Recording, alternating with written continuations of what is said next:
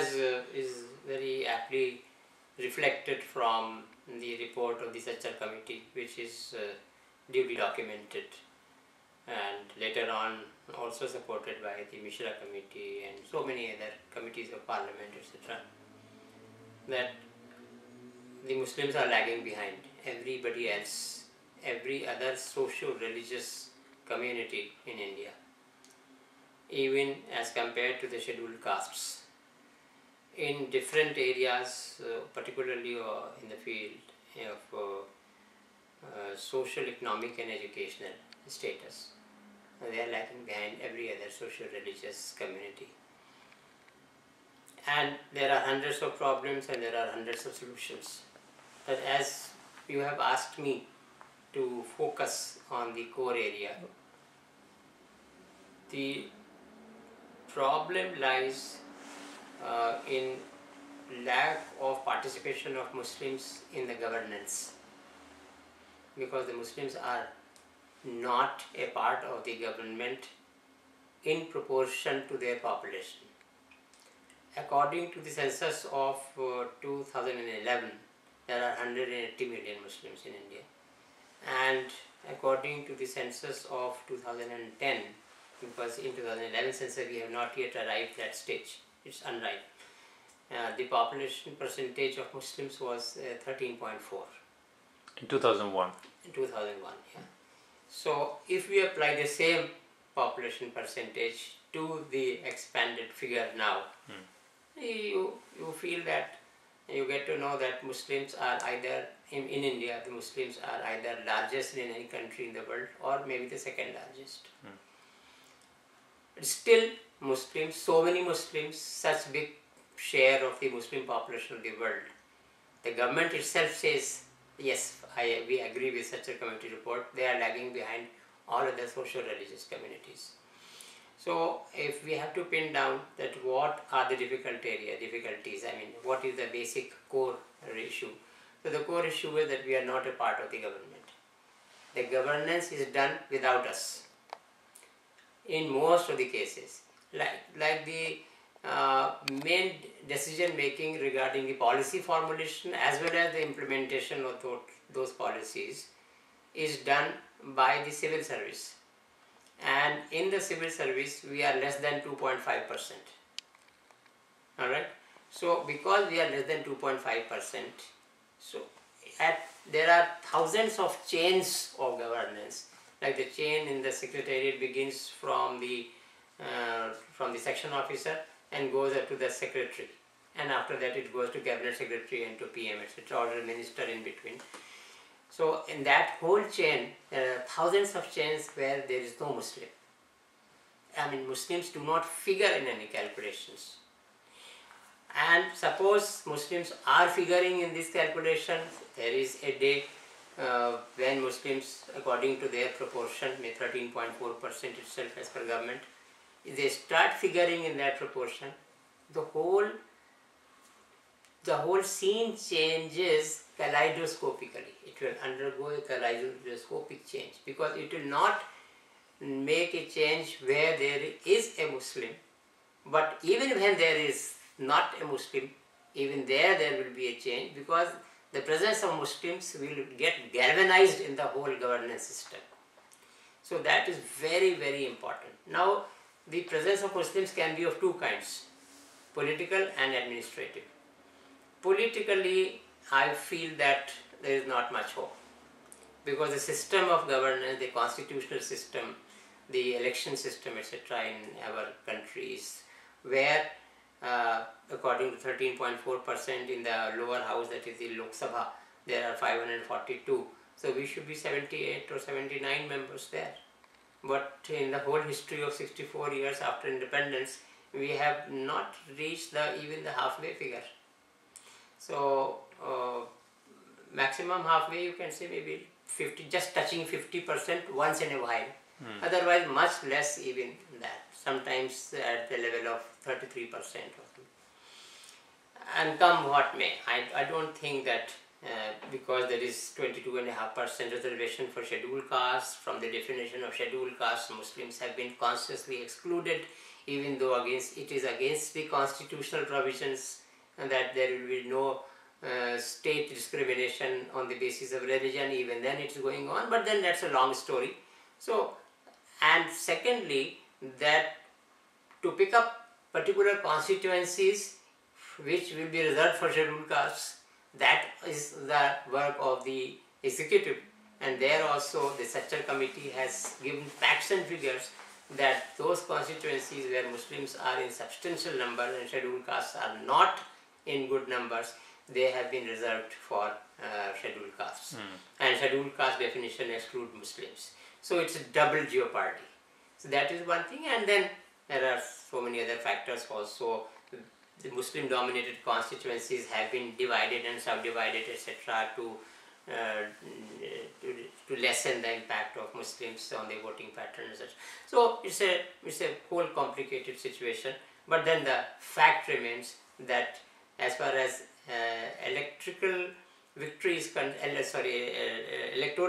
concerned, I don't think that there is much hope in near future. There can be hope provided Muslims start reaching the parliament, but they will not reach the parliament because the system is against them, etc., etc. But on the administrative front, there is every hope, and it only lies in the hands of the Muslims and the Muslim community of India. That I can tell you, and I can share you very boldly, that the system of selection of candidates for civil services is above board, done by the Union Public Service Commission. The system itself is that where there is no scope for discrimination. And secondly, that Newton's third law of motion works here very well. To every action there is equal and opposite reaction. If a candidate, a given number of candidates, they are properly working hard and they have got that basic guts, so that capacity which is required to be successful in the civil service examination, so be it. And the religion has no role. The talent is a theist as far as this. But then there the problem lies with the community, because not sufficient numbers of Muslims are appearing for the competitive examination. And I can share with you the statistics also, which was collected by me representing the Prime Minister during the Sachar Committee days, but it is not a part of the Sachar Committee report, and that is that wherever 2.5% Muslims are selected in the civil services, among the candidates who appear at the civil services examinations, there are not even 0.5% of Muslims. So there the problem lies, and it is not the fault of the government, it is the fault of the community, of the enlightened sections of the community. We have to come forward, we have to make good selections of candidates in large numbers, not in 20s or 30s, in hundreds, maybe thousands, and put them through the rigmarole of the best possible civil services coaching in Delhi, and they'll make their way. And the presence can be felt, and it, as I said earlier, it will definitely result into a kaleidoscopic change in the But I want to ask more about that change that you are saying. I mean, first of all, I agree that Muslims need to be part of the governance, not just for Muslim issues, but for Indian issues, right? They are Indian citizens, and they should have a say in what's going on in the country, what's its economic policy, sports policy, whatever. They need to be represented there. Just as an equal citizen. But also there are Muslim issues that are not being handled properly, community, and there's a lot of evidence for that, even from the government reports, that purposely being discriminated against. So you're saying that presence of Muslims or increased presence of Muslims within the administration, within the government will solve that problem. But there are several instances of Muslim acquiring really senior position in the government and the bureaucracy, but that has not made a difference in the lives of the community. Or I cannot think of an instance that presence of a Muslim officer had changed things, but I can probably give you a few examples of where actually it didn't help. So why do you think that having more Muslims within the government was going to change anything, because the system, it seems, stacked up against Muslim community. And yeah, that's why I put a rider there when I was saying about the Muslim presence in the bureaucracy. Then I put a rider there, and I said that not necessarily a Muslim bureaucrat will be himself of very good use to the community, but although mostly he will be, he or she, but then because the system itself will have a certain higher percentage of Muslims, so therefore the system itself has to undergo a change. That is very obvious. This is one thing. But then attached to that, the other very important and significant aspect of the whole issue is that this is one side of the court. One side of the court is the governance, the government, the bureaucrats, etc. On the other side are the people.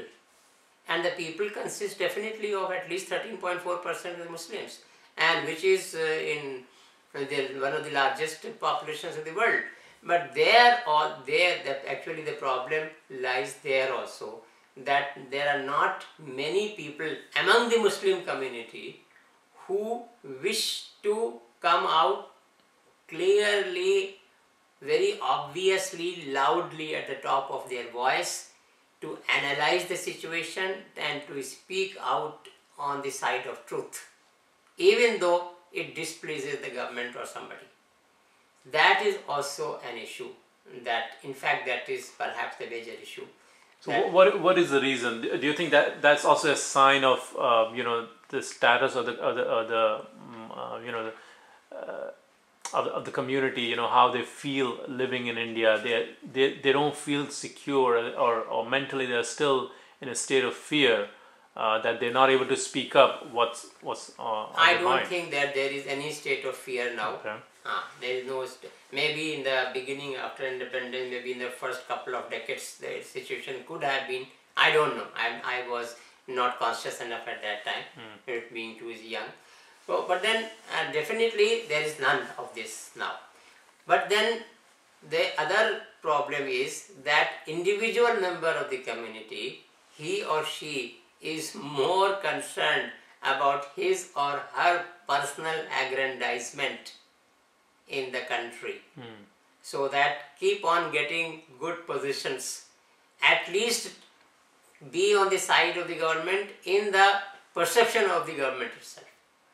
That is the issue. So you're saying community elites or leaders are working for their own personal benefit? Not leaders. Yeah. I mean, they will be leaders only where they work for the community. The members of the community, Okay. They are not ready to become leaders of the community, because for being a leader of the community in the real sense of the words, you have to speak up for the community, even if your speaking up displeases the government. So where the problem lies? The problem lies really, if you see properly, that it lies in us being not good Muslims. Some of us recite the Quran without understanding it and keep it at a high pedestal, alright, so that it remains out of our reach. Rather than that, if we start appreciating what is the message of God to us, the message of God to us is this only, that the humanity has been created for the purpose of helping out the fellow human beings, fellow creatures, so that they can have a better life. And in the Quran, God says that to the Prophet, that the people ask you that how much we should dedicate for charity, tell them that whatever is beyond their need. That is the God's mandate. And it's not only for money, that's for everything, the time, resources, assets, income and love, everything. Whatever is not required by me for my spouse and for my children, I should give it out to others. And I must give it out, because that is a liability staying up with me. I must give it out to others, because most of the people, 99.9% of the members of the Muslim community are not doing this. That is why we are in this morass, in this problem. That's the issue. If some of us start understanding this, because one day, maybe after at the age of 90 years or so, each one of us has to get out of this life. So rather than being in just the straight jacket, be born, get educated in good school, get some job or start doing some vocation, start earning, start enjoying life and enjoy and one day get out of this world. This is the straight jacket. Some of us, not 1%, but maybe 10%, 15% should get out of this, consciously opt to get out of this straight jacket at a certain age of life, maybe in the 5th decade of life, maybe in the 4th decade, maybe in the 6th decade. But sometime we have to call it a day as far as personal aggrandizement is concerned and start working for the community. We have to devote our time and resources for the community. Once we start doing it, the world will start changing around us. Right. You mentioned we have to start working for the community, and this doesn't need to start from the beginning. Maybe you're done with your life, meaning you're well settled now, or maybe you're retired. Maybe there are more options for you to give back to the community. What are the ways that somebody can give back to the community? I mean, the problem is that there are organizations, but most of the organizations are either religious organization or sectarian organization. So maybe you don't want to go that route. Other problem of the community is that we don't have many social organizations.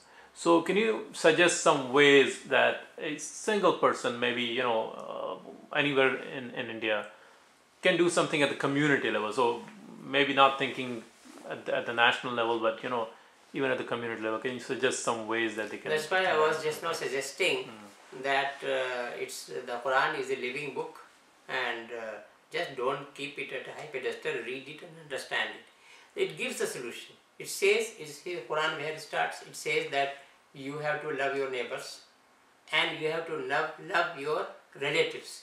Relatives means extended family. Alright? So, see, these two areas, everybody has got certain neighbors. You can't be without neighbors somewhere. And everybody has got a set of relatives. Start working and loving positively the relatives and the neighbors, working for them in order to make their life better than what it is. And particularly the weak links in the chain.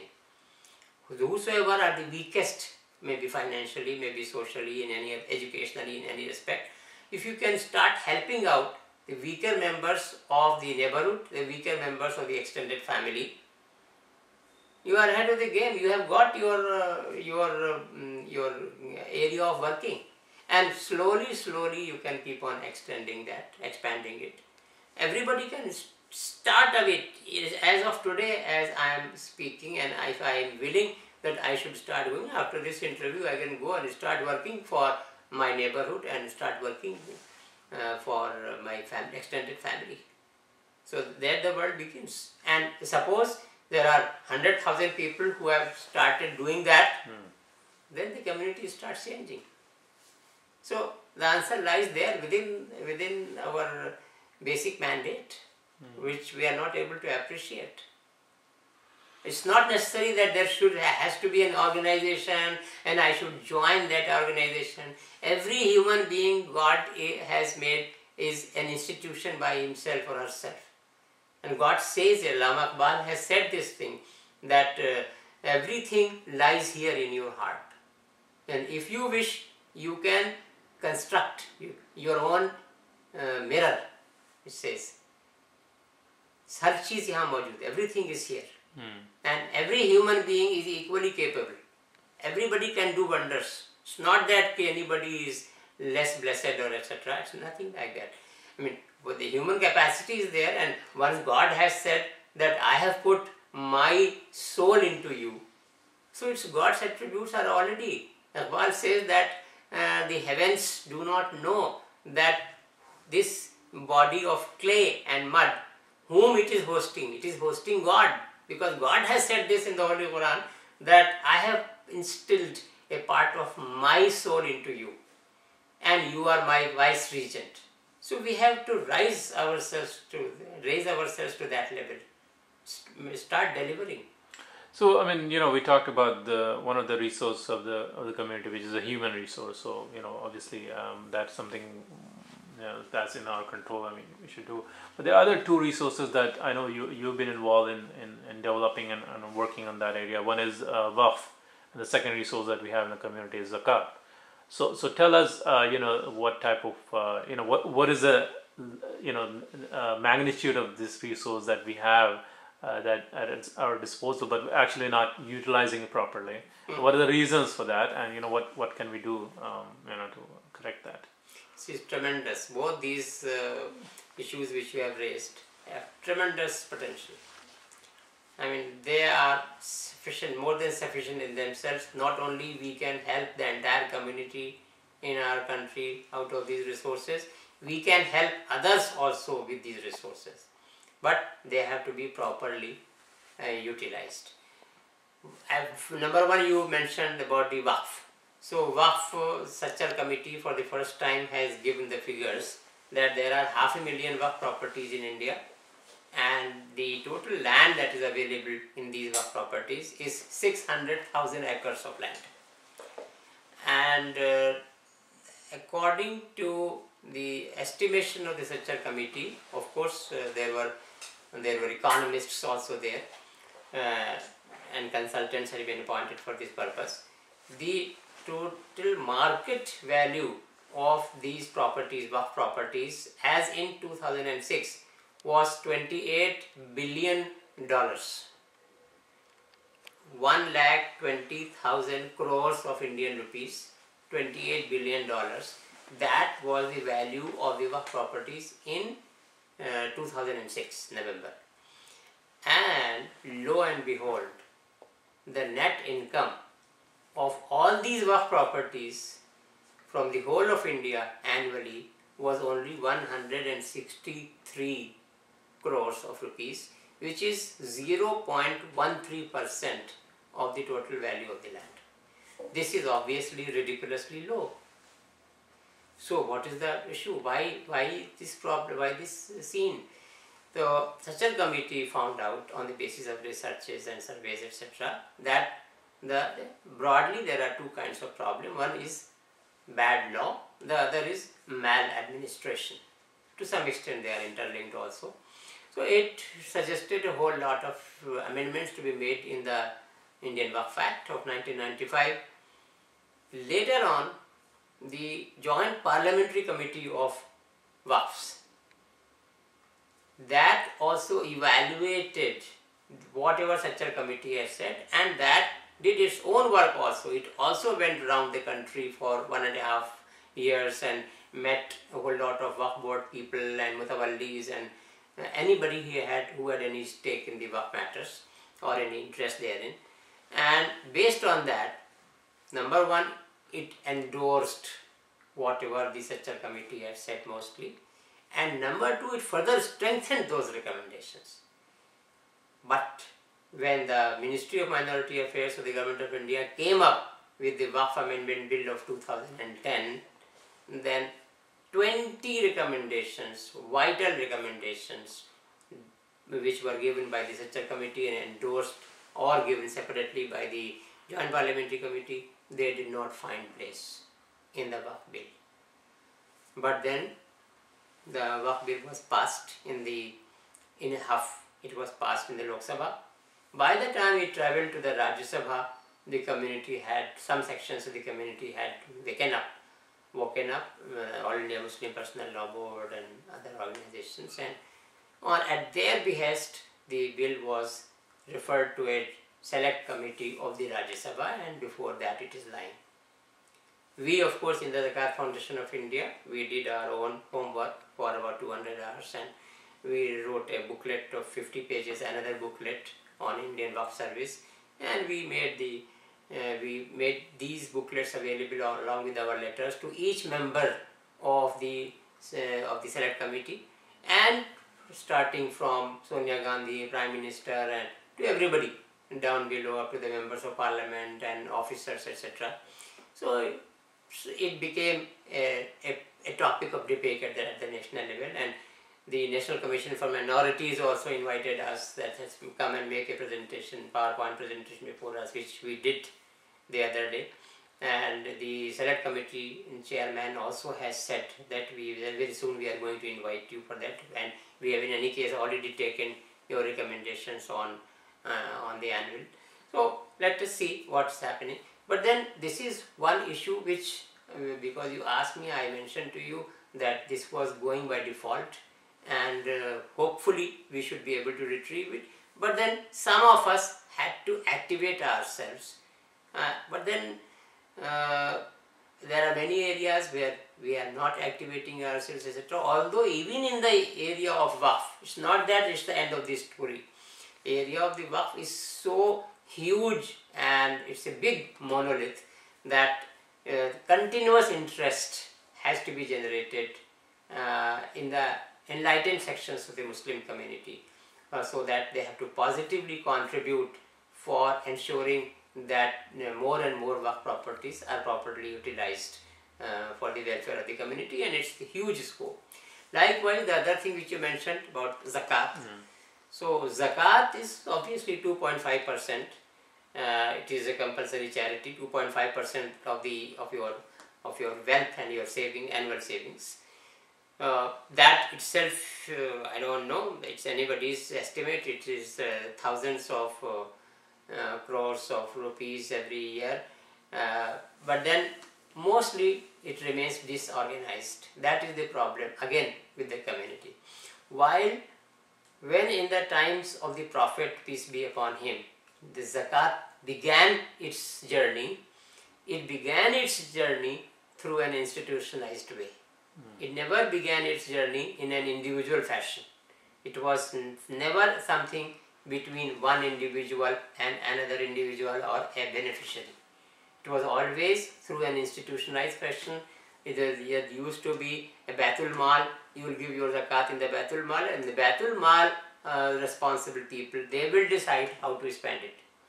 That's how it remains, and that way the beauty remains that God says that if you give charity from the right hand, the left hand should not know about it.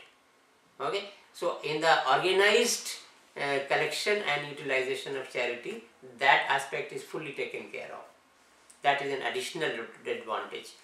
So we started this Zakat Foundation of India about in 1998, and Alhamdulillah we have come a long way. People have got a lot of confidence in us, etc. But we are always open to more improvements and suggestions, etc.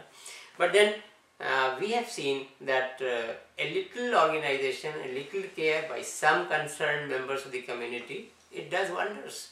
We have so far been able to establish about 20 institutions and facilities for the Muslim community of India, where across the country the community gets benefited, not only at the micro level, like we have established orphanages and mobile dispensaries and charitable medical centers and coaching institutes, etc., and facilities for widows, for young girls to get married, poor, and the students' scholarships, etc., etc.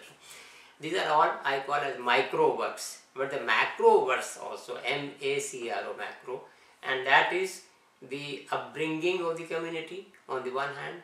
Secondly, the empowerment of the community through induction into civil services of a higher number of Muslim boys and girls every year, Alhamdulillah.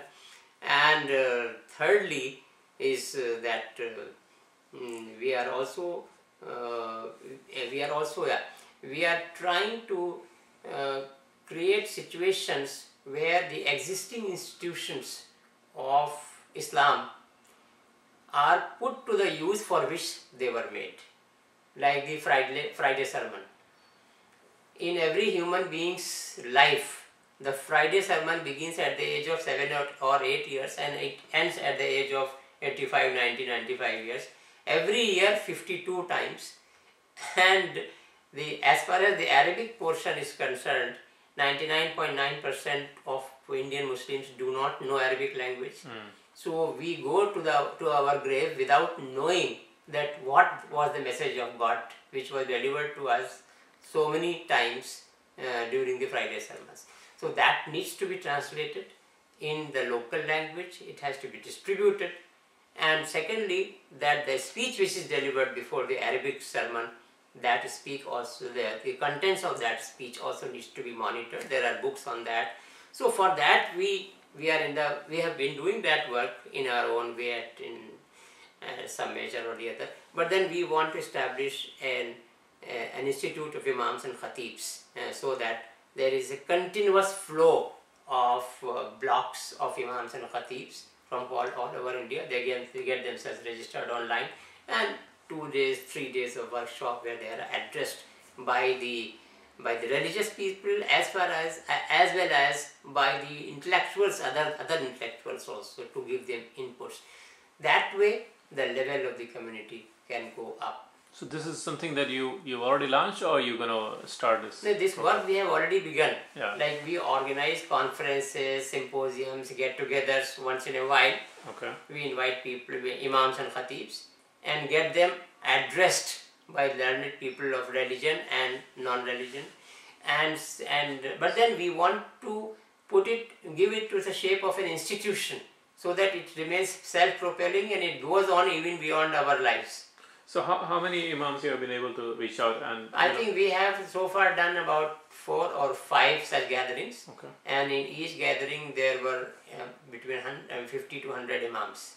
And they belong to different sects, or? Yeah, that is irrespective of any sects, nothing. There is no consideration of sects. I see. Yeah. And okay, so I mean, you plan to. I mean, how is the response from the religious establishment? Oh, very good, very positive response. Because see, we are not going into any sect or any contents of the religion. We only believe that you are already delivering a sermon in Arabic. Translate it so that the person who is listening it should understand it. But you know, they use like 3-4 different khutbah. No problem. They use it every month, same thing, right? Exactly. They're just reading from a book. But then for that matter, the Quran also remains the same for 1400 years.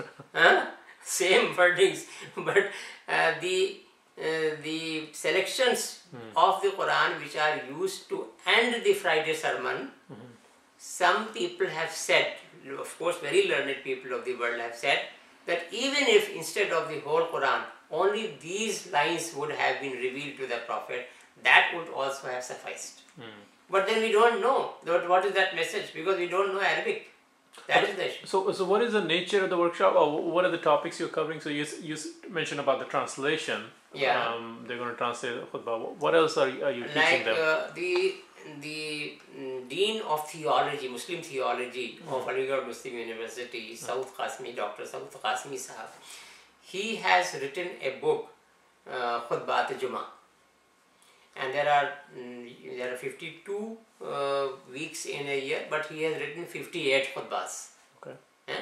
So they are covering various aspects, social, economic, educational, uplift of the Muslim community. They are covering various aspects. But this is a dynamic process. More and more topics should be added, the topics can be improved upon, etc. The situation should continue. So imams and khatibs should have, the Institute of Imams and Khatibs should have a research division also, where the contents are continuously upgraded by people of the caliber of these authors like Dr. Saud Qasmi, etc. So this work is going by default, and here there is a bit to be learned from the Christian community, because I've been interacting with them quite a bit, and I know that they have got an almanac. In the beginning of the year, in fact before the year begins, they have already published this thick book of 52 sermons to be delivered on each Sunday, making selections from the Bible and whatever else has to be spoken about, everything with proper commentaries mentioned there in that thick book, and that thick book is distributed in the beginning itself. So the community knows that who is going to speak on what on which Sunday. So there is proper planning. So this is good to learn from them. We should have an almanac of Friday sermons. So there is a lot to be done in this area. Secondly, that there are more than 100,000 masjids, mosques in India. But most of them, in fact, rather almost all of them, remain shut for 22.5 hours every day. So this prime property of the mosque is not being utilized for the advantage of the Muslim community.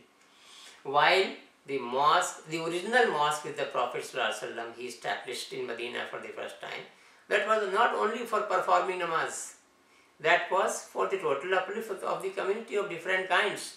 So that's what we should take the model, we should do that sunnah, follow that sunnah. So we should open up our mosques also. So Zakat Foundation of India has come up with this proposal also to begin with, because the mines are closed, the mosques are closed. So to begin with, to start making a change, a small room, it can continue to be used for performing namaz, but in the remaining 22.5 hours, it should be used as a reading room. And that the masjid committee, the imams, the mutawalli of the masjid, they should decide which books and which newspapers, which magazines should be subscribed. And if the masjid community is not able to do it, then we from the Zakat Foundation of India, we have got a dedicated budget for this, we can also do it.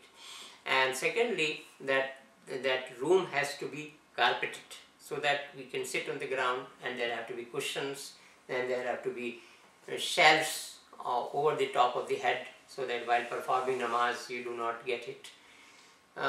In the second stage, after that much of confidence is built in the community, then in the second stage what we can do is that we can put a computer also, and through that computer, internet, through that the Muslim friendly schemes of the government and of other organizations can all be downloaded, printed and given to the members of the Muslim community. So we call it as Markaz-e-Talat and Darul Mutala, the reading room and information center. That is our project for masjids. And so far more than 100 masjids have approached us across the country, and many of them have started doing it. To some of them we have given our support also. Very good. Other topic I want to, since you've been working with the Muslim community for a long time, Muslims arrived in India like 1400 years ago. It wasn't that Islam came to India through at the time of Babur, but Islam was already established before even Mughals arrived in India. But still, I see that and I feel that there's a big, huge disconnect between Islam, Muslims, and the larger Indian community, Hindus and other non-Muslims, Indians. So, I mean, are you aware of or what can be done to bridge that gap about misinformation, disinformation about Muslims? And plainly, most of them have no idea what Muslims believe, what Muslims do, who are Muslims, what is Islam. I mean, are you doing anything, or can you think of some ideas, some ways to kind of bridge that communication gap? Yeah, that's a very good question. I must compliment you on that. That's a good concern for the community and its existence vis-a-vis the rest of the world. Yes, that was, in fact, that is, according to God's mandate to us, that is one of our basic responsibilities, to be good messengers of God. But we have not been able to do that. Most of us have nothing to do with passing on the message. And passing on the message does not necessarily mean that you take your printout and give it to somebody. No, it's not necessarily the passing on it. Passing on the message is by being a good Muslim also. A good Muslim means a useful member of the society. See, if you have the concept of what is Muslim, it's not necessarily an offering prayer 5 times a day, performing Hajj and Zakat. Okay, it's not that. That is the skeleton. The main building is something else, and that is that you have to be useful to the community. That's what God has defined it in the Holy Quran, and we agree about that. So that work we have not been able to do. So number one, that each one of the Muslim community of India should start realizing, or at least some of us should start realizing this thing, that this is our mandate, but we have not been able to come up to the expectations of God, and let us start doing, maybe devoting 1 hour, half an hour every day to do this, and assimilate it in our daily lives from morning till evening. Secondly, that there had to be an institution building also for that. Like in Delhi, you must have heard about the India Islamic Cultural Center. That was conceived, in fact I have been associated with that from the conception stage itself, when it was here in the mind. Then only Chaudhry Arif Sahab, may his soul rest in peace. So he conceived this, and he thought, and he robed me also in at that time. Many of us were associated with that. It was then registered as a registered society. There was no plot of land. Ultimately, God helped, and through Justice Hidayatullah Sahab, who was the Chief Justice, later on he became the Vice President of India, and he wrote to Madam Indira Gandhi, and the land was allotted, and then funds were collected. Later on, till 1993, there was no building there. There were only 2 old dilapidated bungalows, and at that time I had reached on transfer in my service as Additional Commissioner of Income Tax to Delhi. And Chaudhry Arif Sahab said that now elections are going to be held and you better join this organization and do something for it. So in the next 10 years, we, including Mr. Musa Raza and Chaudhry Arif Sahab and so many other people, Dr. A.R. Kidwai, Chaudhry Tayyab Hussain, and Abida Saiba, who was the First Lady of India earlier, may her soul also rest in peace. We joined hands, and we Shafi Qureshi Sahab, we put together the required amount of 8 crores of rupees and built the structure, and along with the elevators and air conditioning, etc., and then handed it over to the next team, etc. So institution building was there. But then the problem is that in India, as of today, there is only one Islamic center, while in the United States, where there is much lesser percentage of Muslims, there are 1200 Islamic centers.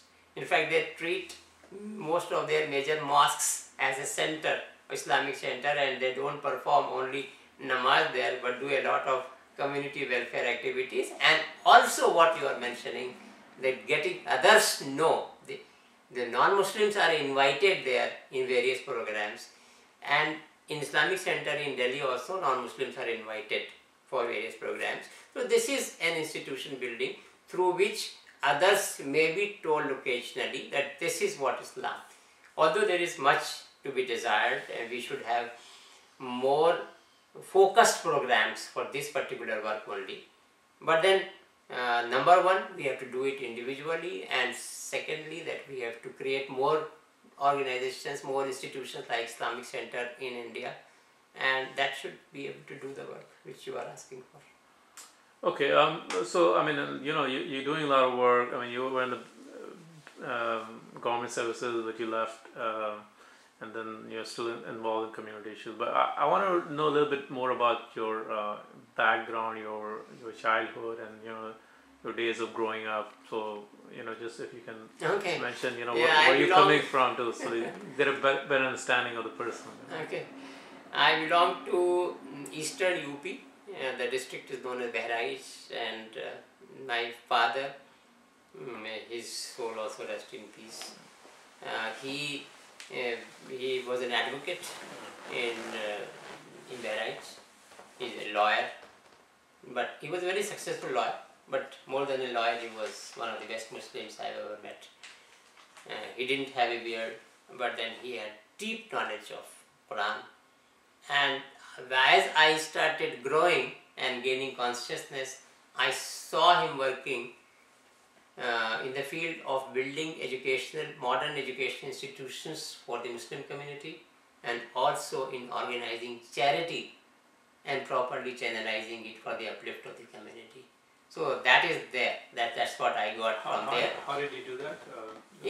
Because he out of his hard work done during his student days, he became a good lawyer, and he was an acclaimed lawyer of the city. In fact, for years, for decades, he was the president of the Bar Association of the district.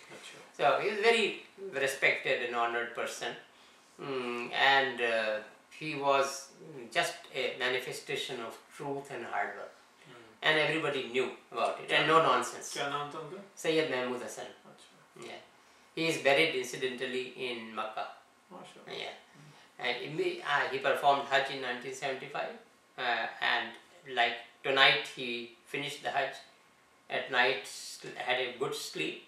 In the morning after Fajr prayers, lay down in his bed and passed away. So he is buried there only. My mother died when I was 3 years old, so I have no memories of her. Yeah. So, but then the house, huge house, which he built, my father built in Mehraj, after his death, the most portion of it was dedicated for establishing a school that has become a college now, Crescent Public Inter College. Yeah. And now two of my elder brothers, having finished their active service, they have gone back there and they are looking after this school. It has done more than quarter of a century. It's doing very well. It's a good service, and I'm sure it will be a source of sawab, jariya for my parents. So that's where I studied there in the Montessori school up to class 5th, and then in the government inter college that used to be the best college of the district at that time. And from there I went to Aligarh Muslim University, did my BSc honors in physics, and then switched over and did my MA in political science. Why did you make the switch from physics to political science? Because of the civil services. Okay, so you wanted to go to civil service. Yeah. Why did you want to go to civil service? And that's right. I had no idea what are civil services and what is its role and what is its relevance for the community, etc. No idea, nothing. But then again, a group of concerned Muslim elders of Delhi, mostly put together by late Chaudhry Arif Saab. He was an agricultural scientist who also took premature retirement to work for the community. Yeah. So, and then the group consisted of Sayyid Hamid Sahab, and General Shahnawaz, and Chaudhry Tayyab Hussain, people like that. They came to Aligarh for a day, and they had already contacted. These people were very highly placed people in their own personal life, and they travelled to Aligarh, and they had already contacted the Vice Chancellor there and had said that we want to address the academically best students of Aligarh University, different faculties. So the Vice Chancellor issued a circular that the position holders, first, second, third of 2-3 years of postgraduate level, they should assemble in Kennedy House on that particular date, where these people addressed us. And they started telling us that we are just your elder brothers, we have just to come to tell you that you are capable people. Why don't you appear for civil service examination? And you know what was our first reaction? Our first reaction was that these seem to be the sycophants of the government, and there is some hidden agenda. I see. We were so ignorant and oblivious. So, but as they started continuously telling us and questioning, counter-questioning, by the end of the session, which lasted for about 3-4 hours, we were fairly convinced that there is a chance we should give it a try. What year was this? That was in 1974. Yeah. And then 23 of us, we started, okay, we will appear from different faculties. We will appear for the civil services examination. For 1 year we prepared hard work. For about 15 days or so, we were taken to Delhi, and the Rao's IAS study circle used to be the best at that time. We were given training there. So was there a group behind who was supporting you? This group only. Yeah. We were made to stay in the official bungalow of Chaudhry Tayyab Hussain, who was a member of parliament at that time. He vacated his bungalow for us. Yeah. For all those 15 days, he vacated his bungalow, shifted his family to his home in Haryana, Noop, and all thing was given to us, organized food for us also, and may his soul also rest in peace. I am sure it will be a high pedestal in paradise. So, and then we were given coaching in Rao's IAS study circle, And when we were ready, we went back to Aligarh, we again started preparing. Continuously we used to study only, and there was nothing else in our life, 24 hours either sleeping or studying, nothing else. And for the appearance at the examination in UPSC, again we stayed there in the same house. And in the first year, there was no success. Out of 23, no success. We continued to persevere, all the entire group. And next year, 6 candidates were selected. Finally selected in different services, including in IAS, in Customs and Central Excise, Indian Police Service, etc. That was breaking of the ice for Aligarh. Okay? And you will not believe that in the third year, all the remaining 17 of us were selected. All the 17. So 23 had begun the journey, 6 in the second year, 17 in the third year. But no additional student joined this group of 23? That is the issue. After that, it started getting down and down and down. Although, I'll tell you that because me and my batchmates were committed for this, to continue the flame, to continue to take the flame forward, wherever I was posted during these 3 decades, off and on I would take leave for 3 days, 4 days, 5 days, travel to Aligarh, go to the hostels, collect the students on Sunday, address them and tell them that you must appear at the civil services examination. And there are umpteen number of cases who took that cue and they appeared and got successful. I have been holding senior positions in the government. Can you name some of the people of this group of 23? Okay, 23, Rajan Khwaja. He is Secretary to the Government of India now, Environment and Forest. Naved Masood, he is Secretary to the Government of India now. Then Jannat Hussain, he recently retired as Principal Secretary to the Chief Minister of Andhra Pradesh.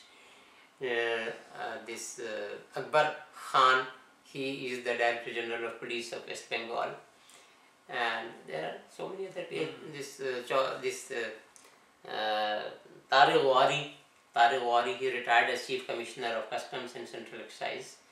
Then Sufi Sahab, Ghulam Rasool Sufi, he is the Chief Information Commissioner of Kashmir now at the moment. There are so many people. I can give you the whole list. There were 2 Muslim girls also. Group of 23. One was Qudsiya. She is in Tamil Nadu cadre. I'm sure she should be Principal Secretary there now. And one was Shamim Bano in Karnataka. Both of them should be holding positions of Principal Secretary.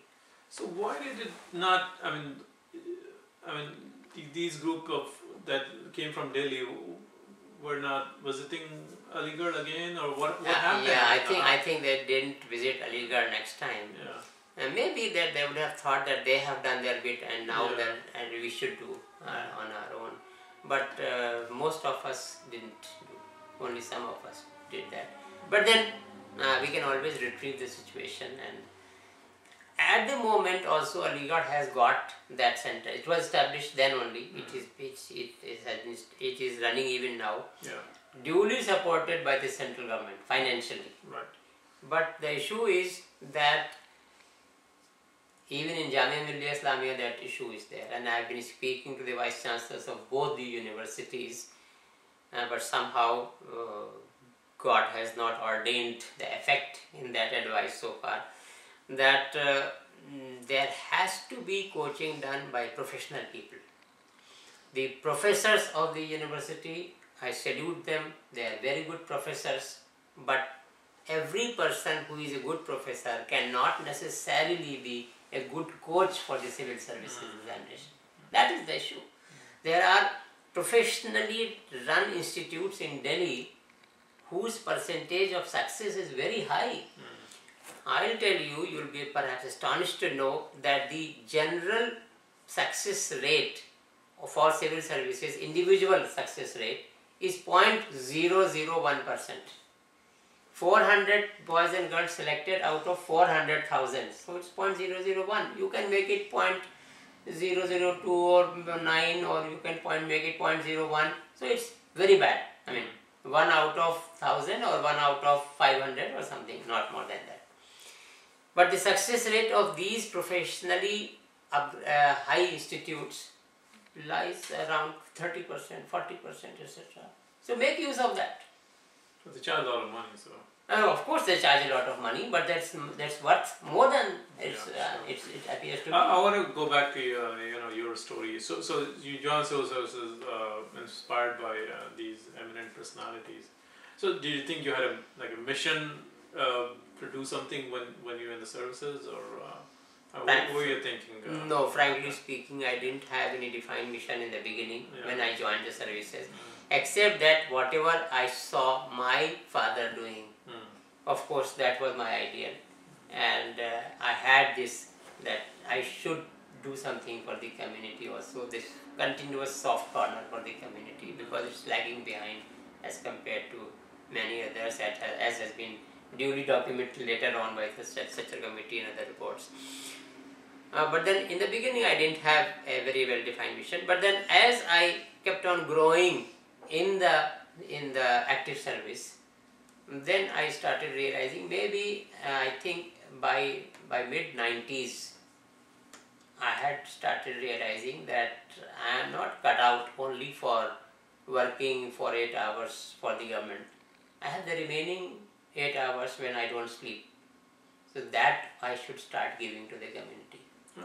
That realization came slowly, or was something that, like, okay? No, nothing in one go. Okay. And as I started growing, maturing, mentally, physically, etc., and getting more to know about the community and where it stands or does not stand. So that realization started dawning upon myself, and then in due course, by late 90s, exactly 1998, I asked some people of Delhi, assembled them and said that let us start organizing the collection of zakat and sadaqat. So why did you pick zakat? That's a good question. I have some good answer for that. Because during my service career, I got 2 opportunities. In late 80s, to be exact, in 1988, I was appointed as Government of India as first secretary and started working as Consul Hajj in the Indian Embassy, in the Indian Consulate General in Jeddah, in Saudi Arabia. That was a deputation posting under the Ministry of External Affairs. For 3 years I worked there. I organized 4 Hajjs. That's a different story. I can sit together sometimes. As how I, alhamdulillah, managed, made the difference, But then I worked for Hajj. And incidentally, I was also director of the Indian Embassy schools at that time, international schools of India in Saudi Arabia. And second time, again, I got another posting in late 90s, and that was as administrator of the combined Waqf board of Punjab, Haryana, Himachal and Chandigarh. I came in close contacts with the Waqf matters and also the masjids. There were 500 imams who were managed and paid by Waqf board. So I came to start realizing in my mind, after having done both these deputations, that out of the basic pillars of Islam, masjid is very well organized in India. There are more than 100,000 mosques, and in whatever broken status it is, there is a Waqf board which is organizing the masjids, etc., or disorganizing, whatever. And as far as Hajj is concerned, its management is a primary concern of the Government of India. There is Hajj Committee Act, state Hajj committees, etc., and the entire Ministry of External Affairs, the Embassy and Consulate in Jeddah, Ministry of Health, Ministry of Civil Aviation, they are all galvanized during the times of Hajj, maybe for 7-8 months in a year, for organizing Hajj. So there is a lot of organization. But as far as zakat is concerned, there is no organization. Not only at the government level, but at the personal, individual level also, there is hardly any organization of zakat. So that's why I thought, and I personally believe that out of the basic pillars of Islam, zakat is a unique one, because here it is not just a worship between the creator and the created, but there is a third person who is a stakeholder, that is the person who gets the zakat or the charity. So this makes this zakat as a unique pillar of Islam. But this remains at a low ebb in the hierarchy of Muslim management in India. That's why I thought that let us start doing this. And Alhamdulillah, God has been very kind and wonderful, and we have got good results, good people. The motto. Did you look at some of the existing models, maybe in some other countries or organizations, to help thinking how to do that job in India? And when I was in Saudi Arabia, then one of my duties was to be in touch with the diplomats of various countries there, and exchange views with them, get to know about them, about their working, etc. So at that time I came to know that zakat is being managed in different styles, different models in Saudi Arabia, in Indonesia, in Malaysia, in Pakistan, in different other countries. At that time I came to know, yeah. So did you try to incorporate that in your zakat? I'm sure that was at the back of the mind. Okay. It's not that any conscious decision was taken, but then we played it by what we saw happening in India and how we should be able to proceed. So what is the plan? What is the difference? I mean, there are a lot of organizations in India, not specifically with zakat, but they do collect zakat. So what is the difference between ZFI and other organizations? See, the main thing, the main difference I think between us and many others is that we don't have a system of what is known as safirs. Safirs is the representatives of the organization who are sent in different districts and different places to collect zakat. Okay. There is no human being who has been authorized by the Zakat Foundation of India to make collections, either in cash or in check. No. Just send it to the Zakat Foundation of India, preferably by a cross check or a cross draft, or through bank transfer, or online. We have got online facility also. Now the whole world is doing it online.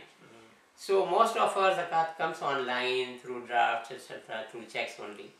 During Ramzan only, some people of Delhi, they say that we want to give some cash, small cash, 15, 20,000, 30,000, not more than that. Maybe 100 cases or so, not more than that. So for that we have in-house system, our own supervisor, our own other staff members. We give them our identity card and we say, okay, you go. And the moment he collects, our instruction is that the person who gives, he should give an SMS either to me or to one of the 3 vice presidents or the secretary or the joint secretary of the Zakat Foundation, that okay, this much money has been given to this and this person. That also constitutes a very small portion. Otherwise, mostly our system lies everything on through checks and drafts, etc. So that's a collection part, and then the distribution part is something. The distribution also. Distribution also is mostly through institutionalized ways. Okay. Yeah, we create institutions to help the community. What do you mean by that? Yeah. Like I'll give you instances that will be easy to understand. That we established orphanages, different both for boys and girls, separate orphanages. We established hospitals, charitable medical centers, mobile dispensaries, and we established a system where monthly ration, that is uncooked food items, that is distributed in the form of packets to the poor widows. We pay scholarship fee, not scholarship, I said wrongly, we pay fees of the students, but the fee check is in the name of the institution. On the back of the check, the name of the student and his class and roll number, etc. is written. So we help students, patients who are in medical distress, but the check goes in the name of the hospital, and on the back of it the name of the patient is written, etc. That's what we do. Okay, so zakat distribution also has a specific, criteria. Very correct. Very correct. So how do you? I mean, are you in? I believe there are like 8 different categories for it. Yeah. So, We for that we don't take the responsibility on ourselves, but there is a Sharia Consultative Committee under the Zakat Foundation of India, and which consists of muftis and ulama at the national and international level. And if we have a single smallest doubt, then we immediately refer the matter to them. And whatever is received under the head zakat, it is spent only under those heads which are permissible in zakat. But having said that, I'll tell you that in Zakat Foundation of India, although we are known as Zakat Foundation of India, but more than 50% of the incoming charity is non-zakat charity, that is sadaqah. And mostly it comes without defining that it is sadaqah, and simply saying that this money we are sending to you, use it for training your project of civil services candidates. Use it for your this and this particular work, because all are listed on our website. I want to go back to your zakat action, because still a lot of people believe, and unfortunately there's no data that many people don't have clear understanding of zakat, so they're not giving enough zakat or what is due on them. So do you do some public awareness campaign? What is zakat? Why it's important, how much, how to calculate your zakat, and frankly speaking, that we have not been doing very well. But then what we do is that once or twice in a year there is a series of TV shows on either Z Salam TV or on ETV. These are the TVs in India which are watched by Muslims. So there we have a panel of muftis sitting there, and ulama and scholars, and they take questions live and they answer the questions. And in any case, we have got a dedicated prepaid line, also toll-free line on Zakat Foundation. And there are questions coming on that. We refer those questions to our consultative committee of Shariat, and then answers are given. Many a time we receive questions through email, and they also receive the same treatment. They are referred to the Sharia Consultative Committee and answered. Okay, but we're not holding any awareness campaign or workshop? Not. Okay, thank you very much. Anything else you want to say? So nice of you for spending so much of time with me, and I wish there are more people like that.